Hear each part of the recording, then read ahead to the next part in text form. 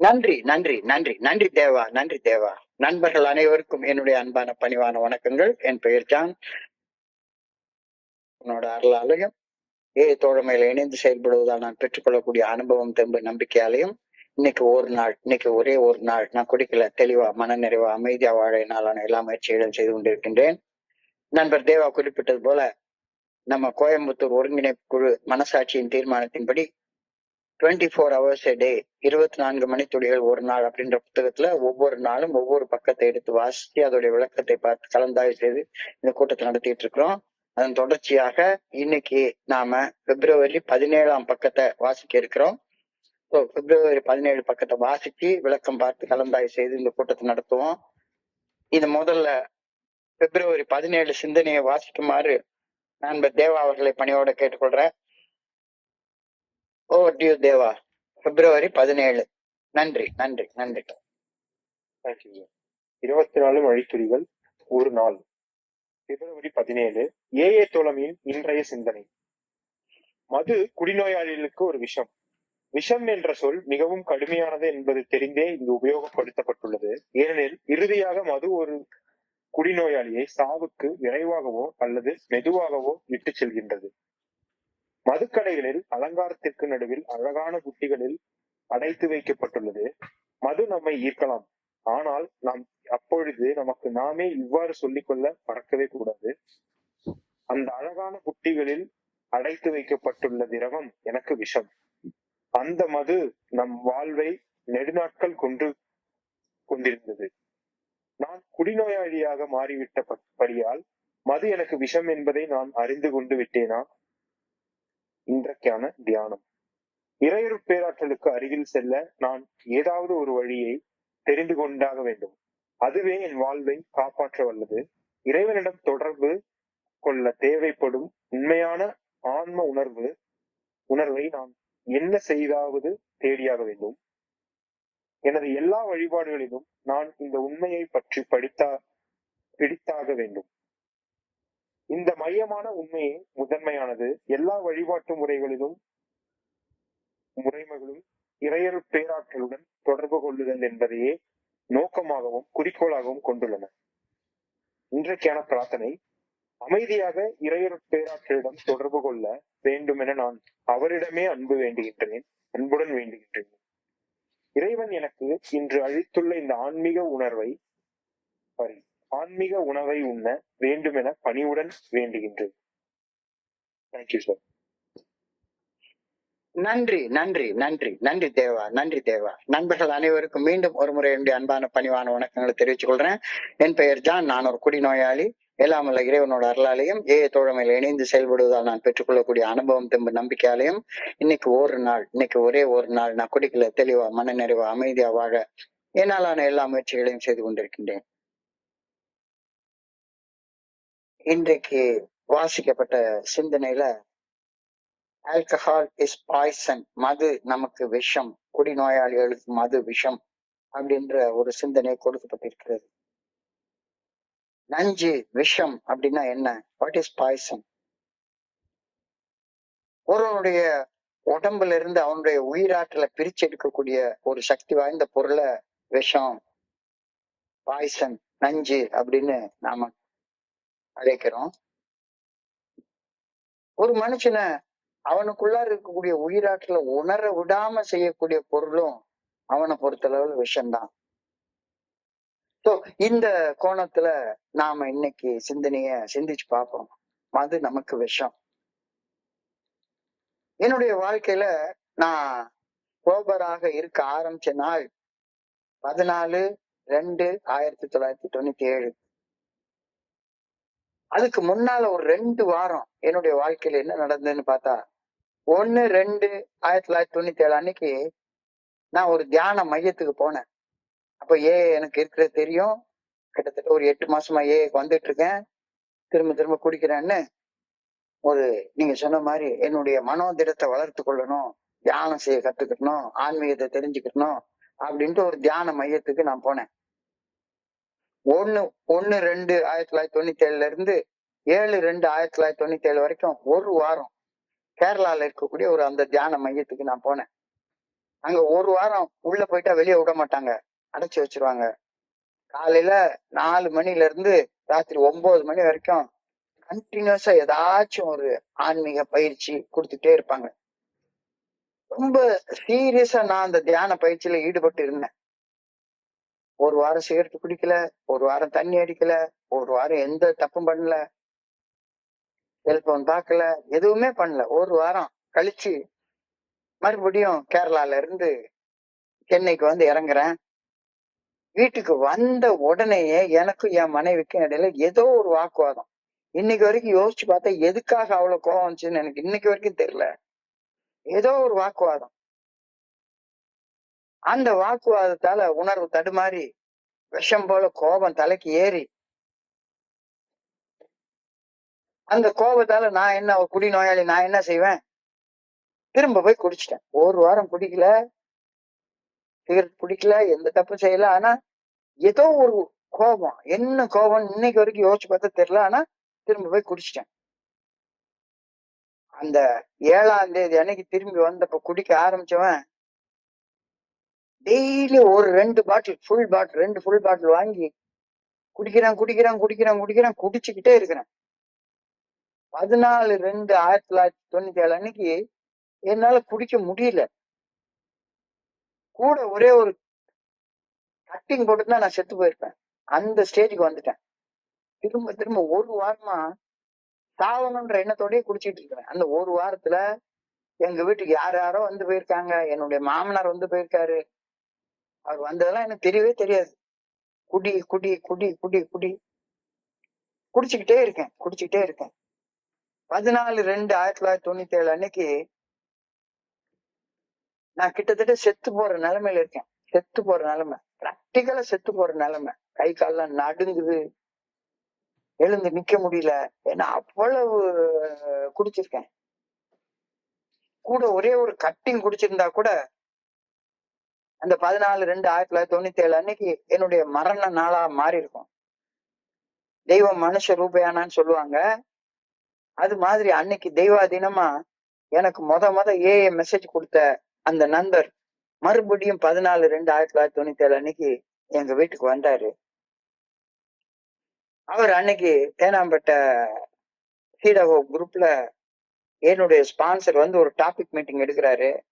இன்னைக்கு ஒரு நாள் வாங்க அப்படின்னு நடுங்கிட்டு எழுந்து நிக்க கூட முடியாத என்னைய அவர் பைக்ல வச்சு என்னைய கூட்டிட்டு சேதாப்பேட்டையில இருந்து தேனாம்பேட்டை வரைக்கும் கூட்டிட்டு வந்து அந்த மீட்டிங்ல உட்காந்து வச்சாரு.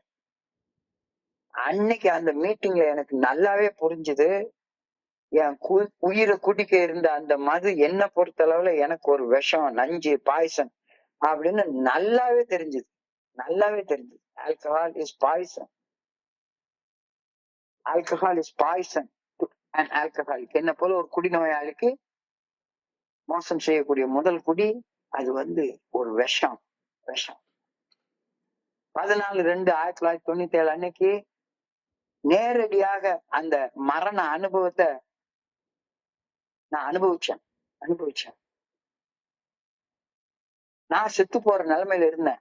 தெய்வாதீனமா இந்த ஃபெலோஷிப்னால இன்னைக்கு வரைக்கும் நான் உயிரோட இருந்துட்டு இருக்கேன். இந்த 29 வருஷத்துல என்னுடைய வாழ்க்கையில குறைஞ்சபட்சம் இந்த 29 வருஷத்துல ஒரு 50 பேர் சாவையாச்சும் நான் பார்த்திருக்கேன். மது விஷமா மாறி அவங்க உயிரை எடுத்த அனுபவம் எனக்கு நல்ல ஞாபகம் இருக்கு. ஒரு நண்பர் நல்லா ஞாபகம் இருக்கு. வெஸ்ட் மாம்பலத்துல அவர் வீட்டுக்கு பக்கத்துல இருக்கக்கூடிய ஒரு சின்ன பார்க்ல உள்ள பெஞ்சில கிட்டத்தட்ட 8:30 மணிக்கு மீட்டிங் முடிஞ்சு 10 மணி வரைக்கும் 1.5 மணி நேரம் அவர் கூட பேசிட்டு இருக்கேன். அவருக்கு ஏகப்பட்ட கடன் தொல்லை. அவரு மல்டிபிள் அடிக்ட், கேம்பிளிங் வேற அவருக்கு அடிக்ஷனா இருந்தது. அப்ப சொன்னேன், எவ்வளவோ பண்ணி 1.5 மணி நேரம் அவர் கூட பேசிட்டு உட்கார்ந்து என்ன பண்ணாலும் சரிதான், இன்னைக்கு ஒரு நாள் குடிக்காதப்பா அப்படின்னு சொல்லி அவர்கிட்ட கெஞ்சி மன்றாடாத குறையா பேசிட்டு 10 மணிக்கு சைதாப்பேட்டைக்கு வர்றேன். இந்த மனுஷன் அவ்வளவு 1.5 மணி நேரம் என்கிட்ட பேசினவரு அடுத்த நாள் காலையில கடன் கொடுக்க முடியாத அவன் கடன்காரன் வந்து சத்தம் போடுவானுன்ற பயத்துல போய் ஒரு 1/4 பாட்டில் அடிச்சுக்கிட்டாரு. அடுத்த நாள் காலையில அவருடைய அபார்ட்மெண்ட் மாடியில 7வது மாடியில இருந்து பொத்துன்னு கீழே குதிச்சு செத்து போயிட்டாரு. கடன் தொல்லையால, அந்த தொல்லையால போய் குடிச்சு அந்த மது அவர் உயிரே வாங்கிருச்சு. ஒரு நண்பர் எனக்கு நல்லா ஞாபகம் இருக்கு, கே நகர்ல இருந்த நண்பர், மனைவி அவங்க வீட்டை விட்டு போயிட்டாங்க அப்படின்னு அவரு என்கிட்ட என்னமோ சொன்னாரு, ஒய்ஃப் ஆர் நோ ஒய்ஃப் குடிக்காதீங்க, கண்டிப்பா வருவாங்க அப்படின்னு சொன்னா, அவர் அந்த விரக்தியில திரும்ப போய் குடிச்சாரு. குடிச்சதோட சேர்த்துட்டு அவருக்கு என்ன ஆச்சுன்னு தெரியல, அவர் சூசைட் பண்ணிட்டாரா இல்ல நேச்சுரல் டெத்தா என்னன்னு தெரியல, அடுத்த நாள் அவரு இறந்து போயிட்டாரு அப்படின்ற தகவல் எனக்கு வந்துச்சு. ஒரு நண்பர் என்னைய ஸ்பான்சர்னு கூப்பிடுவாரு. நேற்றுக்கு கூட அவர் கதையை பகிர்ந்து கொண்டேன். 3 வருஷம் என்னோட சேர்ந்து குடிக்காம இருந்தாரு. நான் தான் அவருடைய பாஸ்போர்ட் எல்லாம் ரினியூ பண்றதுக்குள்ள ஏற்பாடெல்லாம் பண்ணி ஒரு ஃபாரின் கம்பெனில வேலைக்கு அப்ளை பண்ணி வேலை கிடைச்சி, நல்ல சம்பளத்துல ஒரு வேலை கிடைச்சி, அங்க போய் நல்ல வேலை பார்த்து மெட்ராஸ்ல ஒரு அபார்ட்மெண்ட் ஒண்ணு லோன் போட்டு வாங்கி அந்த கிரக பிரவேசத்துக்காக 3 வருஷம் கழிச்சு வர்றப்ப நப்பாசையில பிளைட்ல குடிச்சு கிரக பிரவேச எண்ணமே அந்த ஒட்டுமொத்த சீனாரியாவே மோசமாக்கிட்டாரு. அவங்க மனைவி உடனே பட்டுன்னு தூக்கி ஒரு ட்ரீட்மெண்ட் சென்டர்ல போட்டாங்க. ட்ரீட்மெண்ட் சென்டர்ல 6 மாசம் இருந்தாரு. 6 மாசம் இருந்துட்டு வெளியே வந்தவர் அடுத்த நாளே போய் குடிச்சாரு. அடுத்த நாளே போய் குடிச்சிட்டு மஞ்ச காமால அவ்வளவுதான் ஆள் போயிட்டாரு. அதுக்கப்புறம் இன்னொரு நண்பர் அவரு இறந்தது சொன்னா எனக்கு ரொம்ப, இப்பவும் அவருடைய மனைவி ஒரு நல்ல ஒரு மருத்துவ துறையில வேலை பார்க்கறாங்க. இவர் ஒரு எலக்ட்ரிஷியன், பிளம்பர். ஒரு நாளைக்கு 1000 ரூபாய் 1500 ரூபாய் சம்பாதிக்கிற அளவுக்கு திறமை இருக்கு அவருக்கு. ஒண்ணுமே இல்ல, ஒரு குவார்டர் பாட்டில குடிச்சாரு. கொஞ்ச நாள் ஒரு 4 மாசமா 5 மாசமா சோபரா இருந்தவரு திரும்ப போய் குடிச்சிட்டு அவருடைய பல்சர் பைக்கை தூக்கிட்டு 120 கிலோமீட்டர் ஸ்பீட்ல திருநெல்வேலி டு தூத்துக்குடி ரோட்ல, இத்தனைக்கும் கோவிட் டைம், ரோட்ல ஒரு வண்டி கூட கிடையாது, வெறுமனே ஒரு 1.5 இன்ச்சு ஜல்லி அவர் டயர்ல விட்டு ஸ்கிட் ஆகி விட்டு கீழே விழுந்து ஹெட் இன்ஜுரி ஆகி ஸ்பாட்ல இறந்து போயிட்டாரு. வெறுமனே ஒரு குவார்டர் பாட்டில் குடிச்சதுனால வந்த வேண. இன்னொரு நண்பர் தெரியும், நல்ல தெரியும், அவர் ஒரு சாதாரண சின்ன மனுஷன், ஒரு சாதாரண வேலை பார்த்துட்டு இருந்தாரு. நல்ல ஒரு 6 மாசம் குடிக்காம இருந்தவரு திரும்ப போய் குடிச்சாரு. எங்க ஊர் பக்கத்துல ஒரு குளத்துக்கரையில பேரப்பட்டு வாழல போதையில படுத்து தூங்கிட்டு இருந்தாரு. அன்னைக்கு நல்ல குளம் நிறைஞ்சு குளம் இருக்கு, நல்ல மழை பெஞ்சு ஒரு டிசம்பர் மாசத்துல நிறைஞ்ச குளம் நிறைஞ்சு போயிருக்கு. போதையில குளத்துக்குள்ளார விழுந்தாரு. அடுத்த நாள் காலையில குளத்துல மிதந்துட்டு கிடக்குறாரு. இன்னொரு நண்பர், அவருக்கு ஒரு சொத்தை வித்து ஒரு பெரிய தொகை பணம் கிடைச்சது. இந்த பாருங்க, ஒழுங்கா பேங்க்ல போட்டு வைங்க அப்படின்னு சொல்லி அவருக்கு நான் ஆலோசனை சொன்னேன். இல்ல அப்படின்னு சொல்லி அவர் நிறைய வட்டிக்கு ஆசைப்பட்டு இன்னொரு நண்பர் மூலமாக வட்டிக்கு அந்த பணத்தை கொடுத்தாரு. ஒரு 2-3 மாசம் வட்டி ஒழுங்கா வந்துச்சுது. 3வது மாசம் வட்டி ஒழுங்கா வரலன்னு உடனே இவருக்கு கோபம் வந்துச்சுது. அந்த கோபத்தோட போய் ஒரு குவார்டர் பாட்டில குடிச்சாரு. குடிச்சிட்டு மறுபடியும் பூச்சி மருந்து குடிச்சிட்டு தற்கொலை பண்ணிக்கிட்டாரு. இன்னொரு மெம்பர் கிட்டத்தட்ட 4 வருஷத்துக்கு மேல சோபர், எனக்கு தெரியும். அவரு புதுசா வந்த ஒரு நண்பரை ஸ்பான்சர் பண்றேன் அப்படின்னு அவர் வீட்டுக்கு போய் உட்காந்து இவங்க ஸ்பான்சர் பண்ணிக்கிட்டே இருந்திருக்காரு. ஸ்பான்சர் பண்ற நேரத்துல இவர் கொஞ்சம் 2-3 மாசம் குடிக்காம இருக்கிற நேரத்துல அந்த நண்பர் இருக்காரு, இவருக்கும் அவருடைய மனைவிக்கு இடையில அவங்க சாப்பாடு கொடுப்பாங்க, அது பண்ணிருக்காங்க இது பண்ணிருக்காங்க. 2 பேருக்கு இடையில ஏதோ ஒரு தொடர்பு உருவாகி இந்த 4 வருஷம் சோபரா இருந்த நண்பர் ஏதோ ஒரு நப்பாசையில திரும்ப போய் குடிச்சாரு. மறுபடியும் சூசைடு.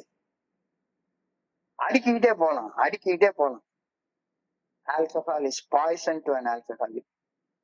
திரும்ப போய் குடிக்கிறவங்க கொஞ்சம் சீக்கிரமோ அல்லது நாள் கழிச்சோ இறந்து போயிடுவாங்க.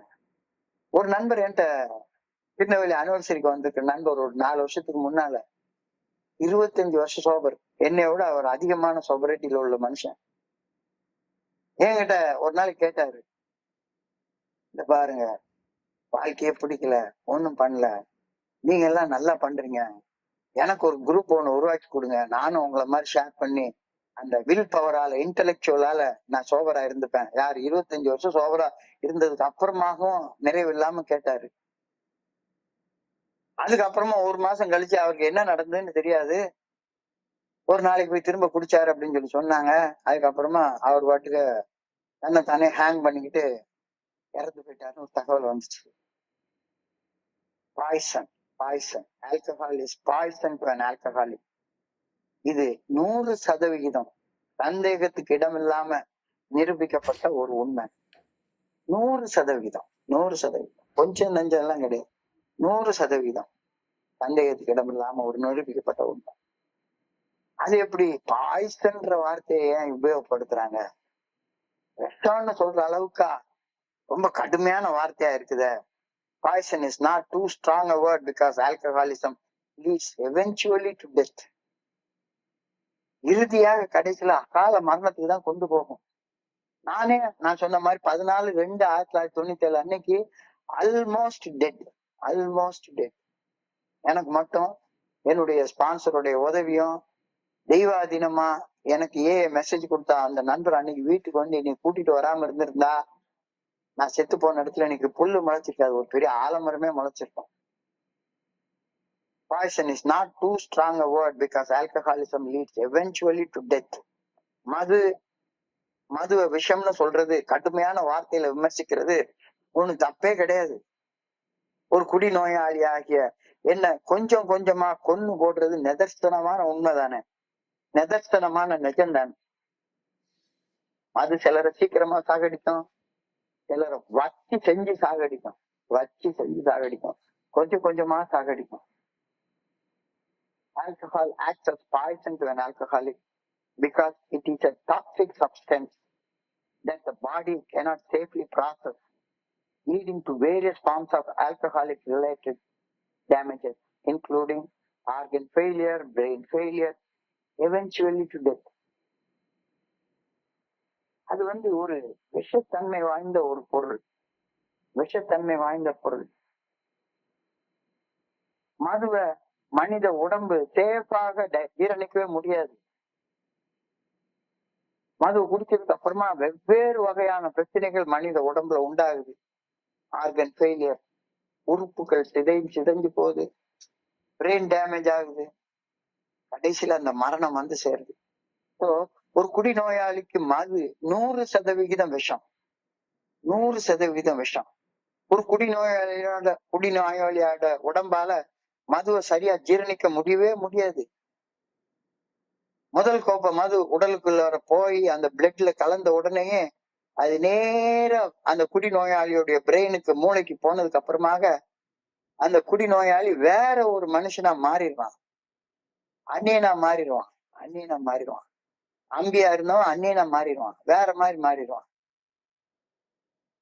The body's inability to process alcohol combined with the development of tolerance and withdrawal symptoms makes alcohol a poison to an alcoholic. குடிநோயாளியை பொறுத்த அளவுல மதுங்கிறது ஒரு விஷம். இத நல்லாவே புரிஞ்சு கொள்ளணும். ஒரு சர்க்கரை நோயாளிக்கு சர்க்கரைங்கிறது விஷம், அது மாதிரி குடிநோயாளிக்கு குடிக்கிறது ஒரு விஷம். குடிச்ச உடனே கை நடுங்குது. அடுத்த நாள் அந்த ஹேங் ஓவர்ல கை நடுங்குது. அப்படி ஒரு வித்ராயல். குடிக்கலன்னா கையெல்லாம் நடுங்குது. சரி, கை நடுக்க நிக்க ஒரு கட்டிங் போட்டுக்கலாம் அப்படின்னு பார்த்தா வந்தே பாரத் ட்ரெயின்ல மறுபடியும் ஏறிடுறேன், அடுத்த ஸ்டாப் பிளாக் அவுட் தான் போய் நிறுத்துது. விஷம். இந்த destructive cycle starts with the consumption of the first fatal drink. முதல் குடிக்கிறப்பே இந்த அழிவு தரக்கூடிய அந்த அழிவு ஆரம்பமாயிடுது. டாக்ஸின், விஷம், நஞ்சு. ஏன் மது, எத்தனால் அப்படின்ற அந்த பொருள் உள்ளுக்குள்ளார அதோடைய இயல்பே என்னன்னா காசினோஜன் அப்படின்ற ஒரு டேமேஜ் உண்டாகுது. காசினோஜன்னா புற்றுநோயை உருவாக்கக்கூடிய அந்த விளைவு. அது உடம்புல உள்ள ஒவ்வொரு செல்லையும் அது அரிக்குது. இந்த உடம்பு மனித உடம்பு இந்த உலக ஜனத்தொகை மாதிரி, உலக ஜனத்தொகை எவ்வளவு? கிட்டத்தட்ட 800 கோடி பேர். மனித உடம்புல 800 கோடி செல் இருக்கு. 800 கோடி செல்களும் உயிராற்றலால இணைக்கப்பட்டிருக்கிறது. இந்த மது போன உடனே ஒவ்வொரு செல்லா அரிச்சு சாகடிக்குது. ஒவ்வொரு செல்லா, each and every sell in the body carcinogen effect அப்படின்னு சொல்றாங்க. புத்துநோய் மாதிரி கொஞ்சம் கொஞ்சமா அந்த செல்களை எல்லாம் அரிச்சு சாகடிக்கிறது. ஸோ புற்றுநோயை உருவாக்கும் பொருளுக்கு கார்சினோஜன் அப்படின்னு சொல்லி நாம சொல்றோம். இந்த மதுவுக்கு அந்த எஃபெக்ட் இருக்கு அப்படின்னு நான் சொல்லல, மருத்துவ விஞ்ஞானம் சொல்லுது. Alcohol causes metabolic break down அப்படின்றாங்க. மெட்டபாலிசம், உடலில் வளர்சிதை மாற்றங்களை முறிச்சு போட்டு ஒரு குடிநோயாளின் அந்த மெட்டபாலிக் சேஞ்சஸ், வளர்சிதை மாற்றங்கள், மெட்டபாலிக் சேஞ்சஸ் உருவாக்கக்கூடிய பொருள் மது.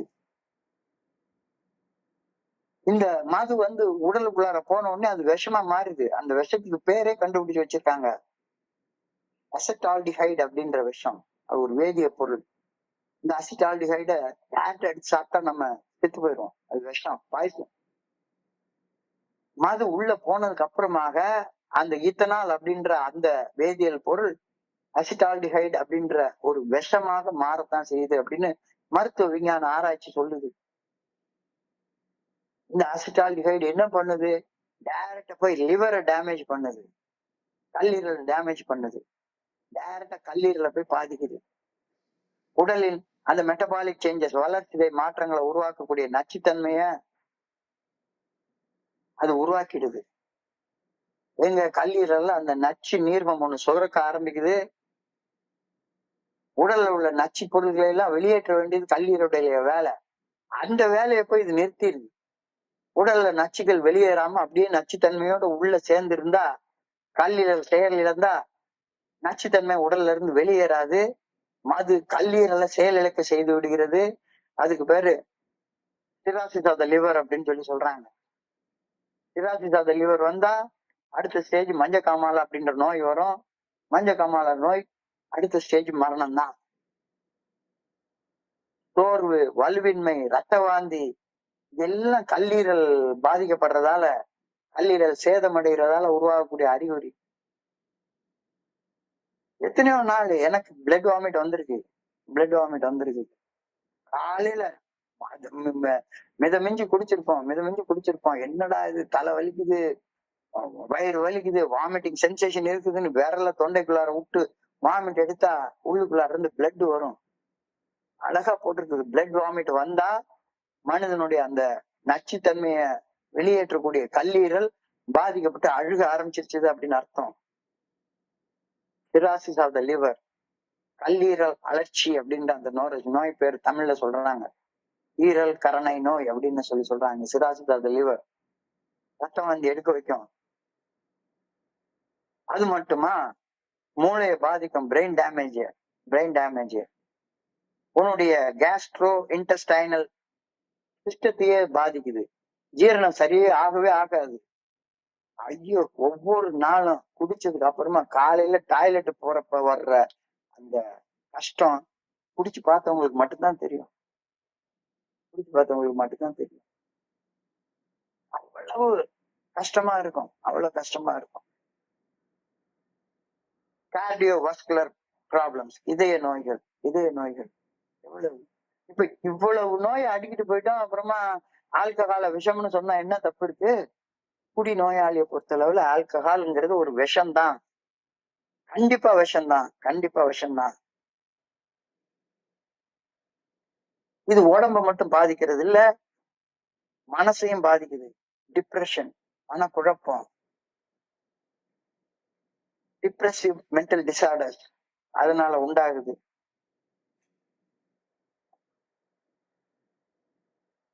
வாந்தி எடுக்கிறது, ரத்த வாந்தி எடுக்கிறது, மூச்சு திணறல் ஏற்படுறது, ஏகப்பட்ட தோல் வியாதிகள்.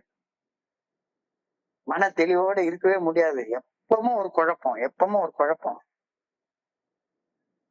நரம்பு மண்டல பாதிப்பு, ஸ்ட்ரோக் வர்றதுக்கு வாய்ப்பு இருக்கு.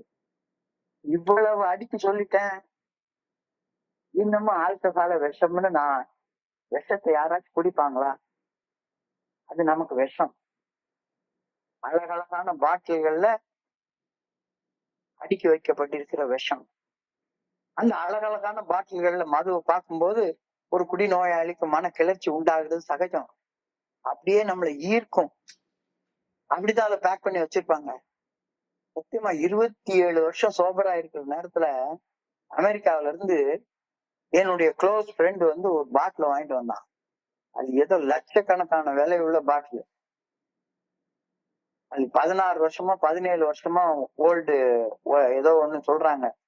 அவ்வளவு விலையுள்ள பாட்டில். அந்த பாட்டில வச்ச உடனே எல்லாரும் சுத்தி நின்று அந்த பாட்டில பார்த்தோம்னா அவ்வளவு கவர்ச்சியா இருக்கு, அவ்வளவு கவர்ச்சியா இருக்கு. சோ அந்த அழகழகான பாட்டில்கள்ல மதுவை பாக்குற நேரத்துல சாதாரண குடிநோயாளி அப்படியே என்னுடைய மனசு கிளர்ச்சி அடைகிறது சகஜமா நடக்கக்கூடிய விஷயம்தான். அவ்வளவு ஈர்ப்பு இருக்கும்.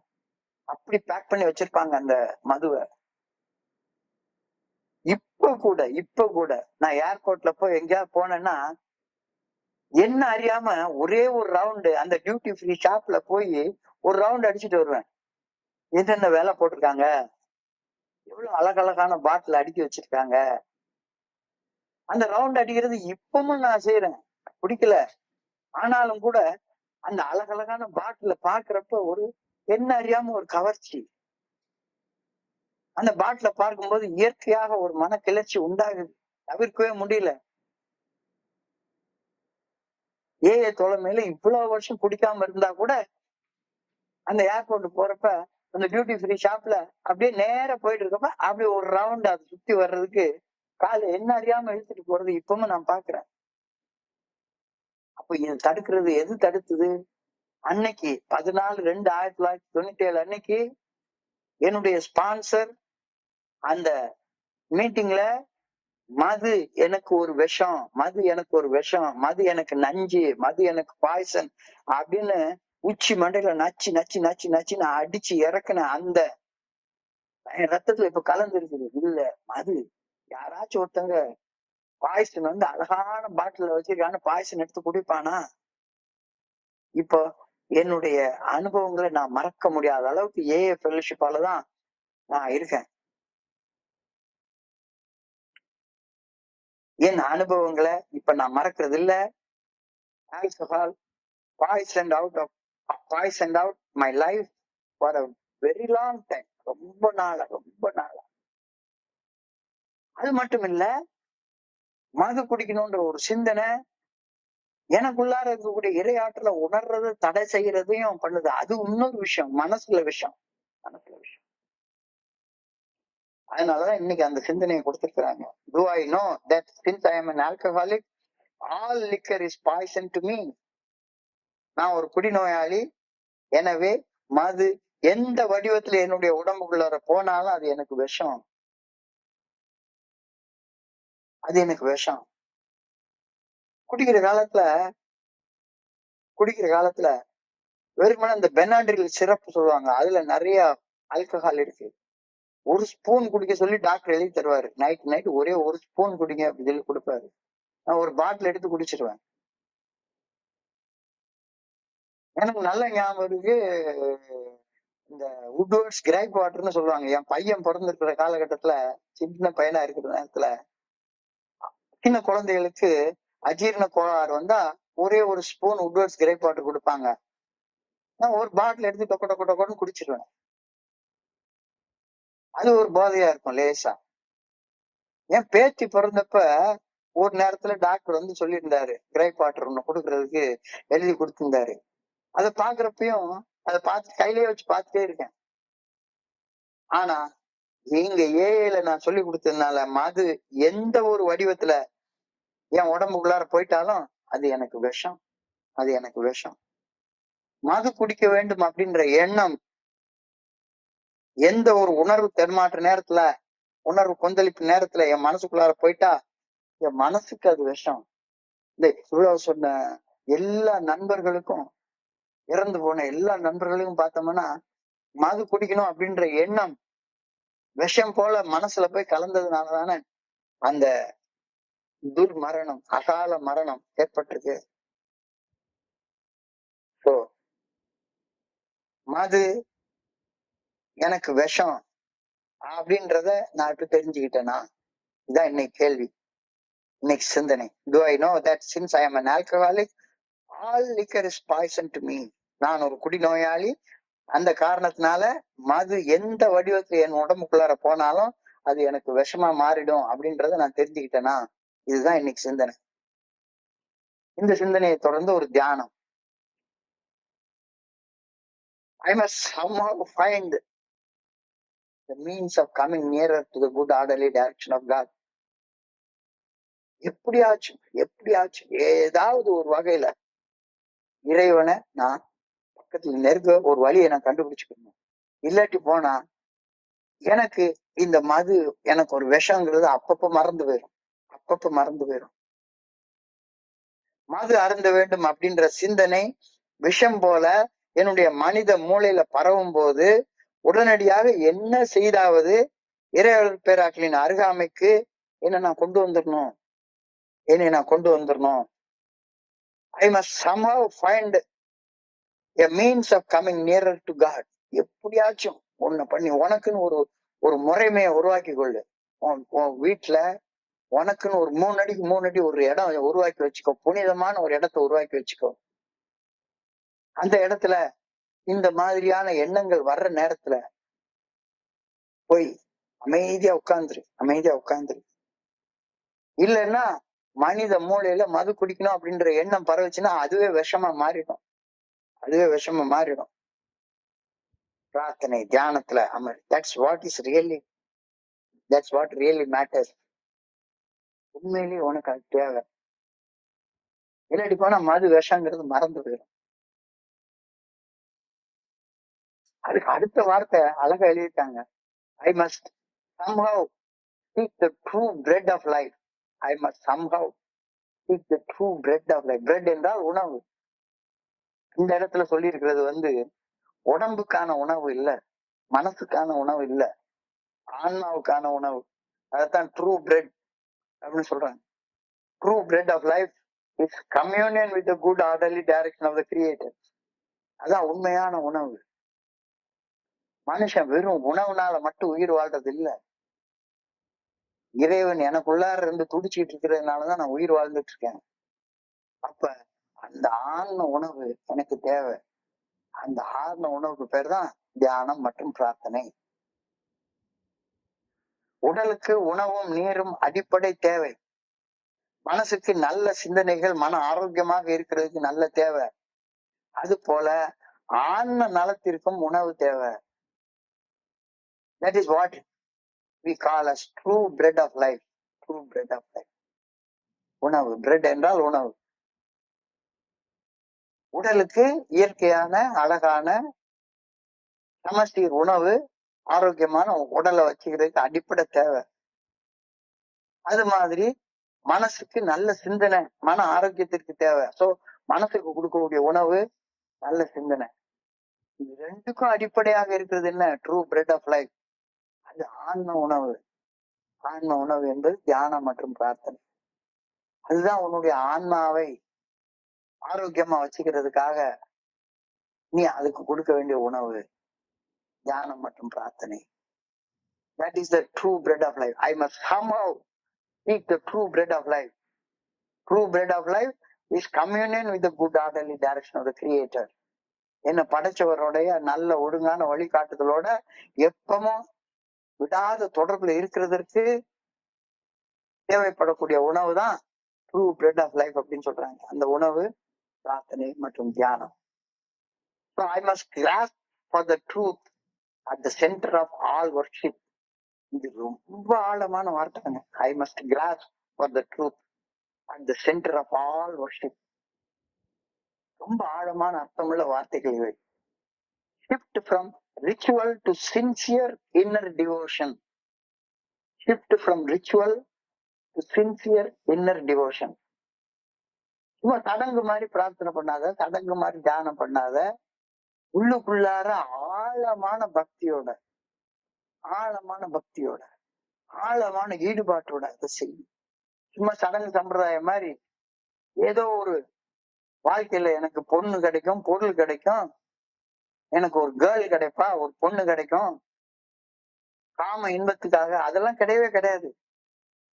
Shift from ritual to sincere inner devotion. I must grasp for the truth at the center of all worship. ரொம்ப ஆழமான வார்த்தை இன்னைக்கு இந்த கொடுக்கப்பட்டிருக்கிற வார்த்தை. எந்த செயல் செய்தாலும் சரிதான், எந்த செயல் செய்தாலும் சரிதான். அது கோயிலுக்கு போற செயலா இருந்தாலும் சரிதான், மீட்டிங் வர்ற செயலா இருந்தாலும் சரிதான். இந்த செயலை சடங்கு சம்பிரதாயமா செய்யவே செய்யாத, சடங்கு சம்பிரதாயம் மாதிரி செய்யாத, அர்த்தங்கட்டத்தனமா செய்யாத. எதுக்காக அதை செய்ய சொல்றாங்க அப்படின்னு தெரிஞ்சுக்கிட்டு செய்யும். So I must grasp for the truth at the center of all worship. கோயில் இல்லாத ஊர்ல குடியிருக்க வேண்டாம்னு ஒரு பழமொழி நம்ம ஊர்ல உண்டு. ஔவையார் சொன்ன பழமொழி. கோயில் இல்லாத ஊர்ல குடியிருக்க வேண்டாம். ஏன் கோயில் இல்லாத ஊர்ல குடியிருக்க வேண்டாம்? காலையில எழுந்த உடனே அந்த காலத்துல பிரம்ம முகூர்த்தத்துல எல்லா விவசாயிகளும் எழும்பிடுவாங்க. நான் ஹைட்ராலஜி ப்ராஜெக்ட்ல ஒரு தீசிஸ் பண்ற நேரத்துல இந்த கோயில் இல்லாத ஊரில் குடியிருக்க வேண்டாம் அப்படின்ற பழமொழி எடுத்துக்கிட்டு ஒரு தீசிஸ் ரிசர்ச் பண்ணேன். ஏன் அப்படி பண்ணிருக்காங்கன்னா, எல்லா கோயில்களும் ஒரு நீர்நிலைக்கு பக்கத்துல கட்டப்பட்டிருக்கும். படித்துறை இல்லாத கோயிலே இருக்காது. காலையில எழுந்த உடனேயே அந்த நீர்நிலையில போய் 1, 2, 3 தடவை முங்கிட்டு, குளிரா இருக்கும். 4:30 மணிக்கு பயங்கரமா குளிரும். சோ குளித்தல் என்பதற்கு குளிர்வித்தல் அப்படின்றது பேரு. உடம்புல அழுக்கு போறதுக்காக நம்ம குளிக்கல. இந்த உடம்பு டெம்பரேச்சரை, உடம்பு உஷ்ணத்தை அட்மாஸ்பரிக் டெம்பரேச்சருக்கு கொண்டு வர்றதுக்காக குளிக்கிறோம். ஸோ அப்படி அட்மாஸ்பரிக் டெம்பரேச்சரோட நம்ம சேர்ந்துக்கிட்டோம்னா, நம்ம நீ எந்த ஒரு உயிரினத்தை பாருங்களேன், ஒரு சின்ன சிட்டுக்குருவியில ஆரம்பிச்சு பெரிய இருந்தாலும் காலையில எழுந்த உடனே போய் சட்டுன்னு போய் ஒரு தண்ணிக்குள்ளார ஒரு முங்கி ஒரு உடம்பு ஒரு சிலிப்பிக்கும். அது நாயா இருந்தாலும் சரி, பூனையா இருந்தாலும் சரி, எல்லாத்துக்கும் அது தெரியும். எல்லாத்துக்கும் அது தெரியும். எதுக்கு? உடம்ப குளிர்விக்கிறதுக்கு அது குளிக்குது. குளிர்விச்ச உடனேயே உடம்பு மண்டைக்குள்ளார நீர் கோத்துக்க கூடாதுன்றதுக்காக உடம்புல எடுத்து சாம்பல் எடுத்து பூசிக்கிறோம். சாம்பல் எடுத்து பூச்சிக்கிட்டா சாம்பல் உடம்புல இருக்கிற நீரை பண்ணிடும். அதுக்கப்புறமா போய் கோயில்ல போய் சாமியை கும்பிட்டுட்டு சூரியன் உதிச்ச உடனேயே வயல்ல இறங்கிடுவாங்க. சூரியன் உதிச்ச உடனேயே, சூரியன் உச்சிக்கு 12 மணி வந்த உடனே வேலையை நிறுத்திடுவாங்க. வேலையை நிறுத்திட்டு நல்லா அழகா சாப்பிட்டுட்டு ஒரு ஆளை மரத்தடியா பார்த்து படுத்து தூங்கிட்டு, சாயங்காலமா ஏற கட்டி வச்சுட்டு எல்லாத்தையும் கழுவி வச்சுட்டு திரும்பியும் அதே மாதிரி படித்துறையில 3 முங்கிட்டு சாமியை கும்பிட்டுட்டு வீட்டுக்கு 7 மணிக்கு பொண்டாட்டியை கட்டி பிடிச்சிட்டு படுத்து தூங்கிடுவாங்க. நல்லா புள்ள பெத்துக்குவாங்க. சாப்பிடுறதுக்கு பூமி தேவையான அளவு உணவை கொடுக்கும். நல்ல வாழ்க்கை வாழ்ந்துட்டு இருந்தாங்க. அப்ப இந்த வாழ்க்கைக்கு அடிப்படை தேவை என்ன? கோயில் இருக்கணும். கோயில் இல்லாத ஊர்ல குடியிருந்தேன்னா செய்ய முடியாது. சோ இறைவனோட சேர்ந்து வாழ்றது, இயற்கையோட சேர்ந்து வாழ்ற வாழ்க்கை அப்படின்னு சொல்லியிருக்காங்க. ஆன்ம உணவு, ஆன்ம உணவு. அப்ப இதையெல்லாம் தெரிஞ்சுக்கிட்டு செய்யி. கோயிலுக்கு போறது, நான் கோயிலுக்கு போறேன்னு அடையாள சின்னங்களை போட்டுக்கிட்டு ஊரை ஏமாத்துற வேலைக்காக போறது இல்ல. பெரிய சிலுவையை தூக்கி போட்டுக்கிறது, பெரிய குல்லாவை தூக்கி வச்சுக்கிறது, அல்லது பட்டைய போட்டுக்கிறது, கொட்டையை போட்டுக்கிறது அடையாளங்கள் கிடையாது. இதெல்லாம் அடையாளங்கள் கிடையவே கிடையாது. So shift from ritual to sincere inner devotion. Shift from ritual to sincere inner devotion. எதையுமே சடங்கு சம்பிரதாயமா செய்யாத. மீட்டிங் வர்றது சடங்கு சம்பிரதாயம் எல்லாம் கிடையவே கிடையாது. என்னன்னு தெரிஞ்சுக்கிட்டு அதை வாழ்க்கையில அப்ளை பண்றதுக்காக வாப்பா. சின்சியரா இரு, நேர்மையாக இரு, ட்ரூத்ஃபுல்லா இரு, உண்மையா இரு, ஸ்பிரிச்சுவலாக இரு, பக்தி ஈடுபாட்டோட இரு, இறைவனுடைய நல்ல ஒழுங்கான வழிகாட்டுதல் பணிஞ்சு செயல்படக்கூடிய பணிவோட இரு. Don't just read, study. Don't just read. நம்ம வாசிக்கிறதுக்கும் படிக்கிறது நிறைய வித்தியாசம் உண்டு. வாசிக்கிறது காதால கேட்கறது, படிக்கிறது மூணுக்கும். வாசிக்கிறது என்ன வாசிக்கிறோன்னே தெரியாது, சும்மா வாசிக்கிறது, சும்மா வாசிக்கிறது, அது வாசிக்கிறது. ரீடிங், லிசனிங், காதுல கேட்கறது, காதுல கேட்கறது. லொள்ளு லொள்ளு லொள்ளு லொள்ளு நாய் குறைச்சாலும் ஒரு சத்தம் கேட்கும். அது இன்னொரு நாய்க்கு தான் அந்த சத்தம் சத்தம் என்ன லாங்குவேஜ்ல பேசுன்றது புரியும். அது மாதிரி சத்தத்தை கேட்கறது கிடையாது. Reading, listening, studying. ஸ்டடியிங்னா இதுல என்ன சொல்லியிருக்காரு, என்ன கருத்து சொல்லியிருக்காரு அப்படின்றது என்னுடைய ரத்தத்தோட கலக்கிறது பேர் தான் ஸ்டடியிங். படிக்கிறது, படிக்கிறது, படிக்கிறது. Don't just read, study. வெறுமனை வாசிக்காத, படி. டெவலப் பண்ண இன்னர் அண்டர்ஸ்டாண்டிங், என்ஹான்ஸ் ஹியூமிலிட்டி. வெறுமனை சும்மா எதுக்கும் கீழ்படிஞ்செல்லாம் இருக்காத, பணிவோட இரு, பணிவோட இரு. எப்பவும் மனசாட்சியுடைய நல்ல ஒழுங்கான வழிகாட்டுதல், அதுதான் இறைவனுடைய நல்ல ஒழுங்கான வழிகாட்டுதல். மனசாட்சி உறுத்தக்கூடிய செயலை செய்யவே செய்யாத, மனசாட்சி சரின்ற செயல் சொல்ற செயலை செய்யாம இருக்காத, அதுக்கு பேர்தான் பணிவு. எப்பவும் பணிவோட இரு. இந்த பணியோடு இருக்கிற நேரத்தை இறையர் பேராட்டுல உணர்வதற்கு எப்பவுமே முயற்சி செய்து கொண்டே இரு. Worship in spirit and truth. ஆவியிலும் உண்மையிலும் வழிபாடு செய்ய கற்றுக்கோ. இறையர் பேராட்டின் உண்மையான ஆற்றல் உன்னுடைய ஒவ்வொரு செயல்களையும் வெளிப்படுறதுக்காக வழிபடு. வணங்குறது வேற, வழிபடுறது வேற. வழிபடு என்றால் நல்ல ஒழுங்கான வழிகாட்டுதலின்படி செயல்படு அப்படின்னு அர்த்தம். சும்மா தலைய மட்டும் வணங்கிட்டு மனம் போன போக்குல செயல்படுறது வழிபாடு ஆகாது. அங்க ஒரு கண்ணும் இங்க ஒரு கண்ணும் ஆலய வழிபாடு இல்லை. ஆனா வணங்குறேன். The central truth is all that matters. இன்னைக்கு என்ன தியானத்தை பாக்குறோம், என்ன இது பாக்குறோம், ரொம்ப முக்கியமானது. அப்போ உனக்கு புரியும் எது விஷம், விஷத்தை சாப்பிடக்கூடாது, விஷமான சிந்தனைகளை சிந்திக்க கூடாது அப்படின்றது உனக்கு புரியும். Communion with good orderly direction of the creator, communion with the good orderly direction of our conscience is the sole purpose of all worship. நாம வழிபடுறதற்கான அடிப்படை நோக்கம், குறிக்கோள் என்ன? இறைவனோட தொடர்புல இருக்கிறது, சதா சர்வ காலம் தொடர்புல இருக்கிறது. கம்யூனியன் என்றால் மனசாட்சியின் மூலம் வெளிப்படுத்தப்படும் இறையர் பேராட்டுல நல்ல ஒழுங்கான வழிகாட்டுதலுடன் ஒருமைப்படுதல், ஒன்றுபடுதல், ஒன்றுபடுதல். இதுதான் இறுதி நோக்கம், இதுதான் இறுதி குறிக்கோள். இதுக்காக வேண்டு, இதுக்காக பிரேயர் பண்ணு. I pray that I may meet God in quiet communion. அந்த கம்யூனியன்ற வார்த்தை ரெண்டு ஒன்னாகிறது. கம்யூனியன் ரெண்டு இல்ல, ஒண்ணு. நானும் இறைவனும் வேற வேற இல்ல, ஒண்ணு, ஒண்ணு. எனக்குள்ளார அவர் இருக்காரு, அவர் சொல்றபடி நான் நடப்பேன். So I pray that I may meet God in quiet communion. I pray that I may practice, I may partake the soul food that God has provided for me. இறைவன் எனக்காக ஒரு ஆன்ம உணவு வச்சிருக்கிறாரு. ஒரு நாள் 5 நிமிஷம் பிரார்த்தனையிலும் தியானத்திலையும் உட்கார பழகு, பழகு, பழகு, பழகு. இங்க தொடர்ந்து வர்ற நண்பர்களுக்கு எல்லாமே தலை வணங்கி கேட்டுக்கொள்ளக்கூடிய ஒண்ணே ஒண்ணு, டெய்லி இந்த ஒரு 5 நிமிஷம் இந்த ஆன்ம உணவை உட்கொள்றத ஒரு பழக்கமாக மாற்றிக்கொள்ளுங்க, பழக்கமாக மாற்றிக்கொள்ளுங்க. இன்றைய சிந்தனைய தொகுத்து பார்த்தோம்னா, ஆல்கஹால்ங்கிறது விஷம். விஷம், விஷத்தை யாராச்சும் குடிப்பாங்களா? விஷம் அழகான பாட்டில்ல அடைச்சி வைக்கப்பட்டிருக்கும். பொண்டாட்டியை விட டான்ஸ் ஆடுறவ அழகாத்தான் தெரிவா, டான்ஸ் ஆடுறவ பொண்டாட்டியை விட அழகாத்தான் தெரிவா. என்னடா பொண்டாட்டி! ஆனா ரெண்டுக்கும் இடையில உள்ள தெய்வீக வேறுபாட்டை நீ புரிஞ்சுக்கோ. தெய்வீக வேறுபாட்டை உனக்கு புரிஞ்சுக்கோ. விஷம் உன்னைய சாகடிச்சிடும்ன்றத புரிஞ்சுக்கோ. நியூரோடாக்சிட்டி உன்னுடைய ஒவ்வொரு நரம்பு மண்டலத்தையும் வீணாக்கப்படும்.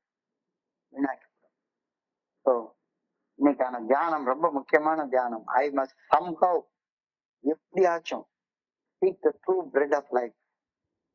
அப்ப எந்த செயலை செஞ்சாலும் சரிதான், சடங்கு சம்பிரதாயமா செய்யவே செய்யாத, சடங்கு சம்பிரதாயமா செய்யவே செய்யாத. ஒரு நண்பர் செய்வாரு. பிள்ளையார் கோயிலுக்கு போறப்ப சும்மா அப்படியே தோப்புக்கரணம் போடுற மாதிரி ஒரு சின்ன நடிப்பு, லேசா தலையை அப்படியே ஒரு ஆட்டிக்கிறது. பிள்ளையாரையா ஏமாத்த முடியும்? தோப்புக்கரணம் போடணும்னா உட்கார்ந்து எலும்புப்பா. இப்ப 70வது வயசுல எனக்கு உட்கார்ற தெம்ப ஆண்டவன் கொடுத்துருக்கிறான். உட்கார்ந்து எலும்பு, ஒரு 10 தோப்புக்கரணம் போடு, ஒரு 10 தோப்புக்கரணம் போடு. சும்மா சடங்கு சம்பிரதாயம் மாதிரிலாம் செய்யாத. உடம்புல உள்ள நீர் போகணும் அப்படின்னு சொன்னா சரிதான், உடம்புல சாம்பல் எடுத்து பூசிக்கோ. எல்லா சளி எல்லாம் கரைஞ்சு ஓடி போயிடும். சாம்பலை பூசிக்கிறதுக்கு அதுதான் காரணம். இப்ப சாம்பலை பூசிக்கணும்னா என்ன? காலையில 4:30 மணிக்கு எழும்பி இருக்கணும். 4:30 மணிக்கு எழும்பினதுக்கு அப்ப எழும்பி குளிச்சாதானே சாம்பலை பூச வேண்டிய அவசியமே வருது. காலையில் நீ 10 மணிக்கு எழும்பி 10:30 மணிக்கு வெந்நிய போட்டு குளிச்சுட்டு ஒரு குளிரும் இல்ல இதமாக உட்கார்ந்து குளிச்சுட்டு கண்ணாடியை பார்த்து அழகுக்காக நெத்தியில இட்டுக்கிறதுக்கு என்ன அர்த்தம் இருக்கு? காலையில 4:30 மணிக்கு குடிச்சாதானே திருநீர் தேவைப்படுது. குளிரு, மண்டைக்குள்ளார நீர் கோத்துக்குது. அந்த நீர் கோத்துக்குது நெஞ்சில, மண்டையில, எல்லா இடத்துலயும் அதை பூசிக்கோ. பூசிட்டு வெயில்ல போய் வேலை செய்ய ஆரம்பி. ஒரு நோய் வராது, ஒரு நோய் வராது. விட்டமின் டி டெபிஷியன்சி எல்லாம் வரவே வராது. விட்டமின் டி வேற எங்க இருந்து எடுக்க முடியாது, சூரிய ஒளியை தவிர. ரொம்ப அழகா சொல்றாங்க, எதை செஞ்சாலும் சரிதான், சடங்கு சம்பிரதாயமா செய்யாத. Shift from ritual to sincere inner devotion. Shift from ritual to sincere inner devotion. எந்த செயல் செய்தாலும் சரிதான், அது கோயிலுக்கு போற செயலா இருந்தாலும் சரிதான், ஏஏ மீட்டிங் வர செயலா இருந்தாலும் சரிதான், அல்லது இந்த மாதிரி மீட்டிங்ல கலந்து கொள்ற செயலா இருந்தாலும் சரிதான், சடங்கு சம்பிரதாயத்துக்காக செய்யாத.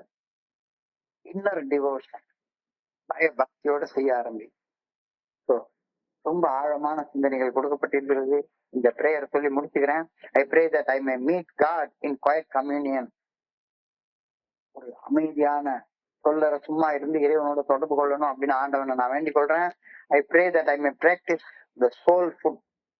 I may partake the soul food that God has provided for me. இறைவன் எனக்கு கொடுத்திருக்கிற அந்த ஆன்மீக உணவு என்ன? பிரார்த்தனை, தியானம், இது ரெண்டையும் ஒரு ஈடுபாட்டோட செய்யணும் அப்படின்னு ஆண்டவனை நான் வேண்டிக் கொள்றேன். இன்றைய பகுதியை படிக்கிறப்ப என் மனதை கடந்த சிந்தனைகளை உங்களோட பகிர்ந்து கொள்ள நல்ல வாய்ப்பு உருவாக்கி கொடுத்த இந்த குழுவிற்கு என்னுடைய மிக பணிவான நன்றிகளை தெரிவித்துக் கொள்றேன். பொறுமையாக கேட்ட ஒவ்வொரு நண்பருக்கும் என்னுடைய பணிவான நன்றிகள். இந்த இரவு பொழுது நண்பர்களுக்கு இனிமையான இரவாக அமையணும்னு இறைவனை பணியோடு வேண்டிக் கொள்கின்றேன். நன்றி, நன்றி, நன்றி, நன்றி, நன்றி. வாழ்க வையகம், வாழ்க வளமுடன். ஓ டு தேவா. Thank you, thank you, thank you so much, thank you so much, thank you.